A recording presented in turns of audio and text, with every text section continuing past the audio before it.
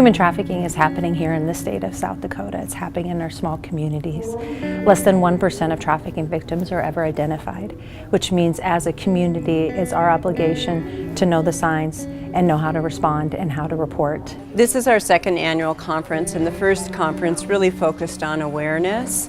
So this particular conference, we were hoping not only to expand upon the awareness, but also give people the tools that they need. We're going to educate our mandatory reporters. We're going to provide training for our school teachers, our law enforcement officers, our doctors, and other community members on how do you respond when you see a child or someone else who's experiencing trauma. A lot of the behaviors and a lot of the high-risk activities that pimps use to gain access to kids and to young girls and women, they come about because of childhood victimization. So drinking, drugging, cutting, anorexia, bulimia, suicide attempts, all of those make kids more vulnerable. And so if we can prevent kids from going through that series, they're less likely to be trafficked. All the time you hear, oh, they've hit that age and now they're so rebellious.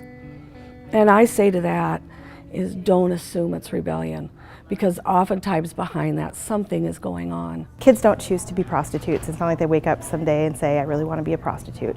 It is something that happens because it's a way to make money, and impoverished areas and impoverished people are particularly vulnerable. Usually here, by the time a child at least gets into sex trafficking in South Dakota, there's been prior sex abuse, maybe drug abuse, things like that, and we need to try to stem this before and work on the prevention piece. I think if we can create a world where we're intentional about valuing people, calling them by name, giving them our undivided attention, and taking care of ourselves by valuing and respecting ourselves as well, we can help foster a community where human trafficking is less likely to survive. Looking a person in the eye and saying that they're valuable and you're worth looking at, you're worth talking to, can create the kind of environment that if somebody is being victimized, they're more likely to come forward. Make sure that they realize that there are lots of people looking out for them, and that if mom can't handle this topic, maybe a counselor at school can.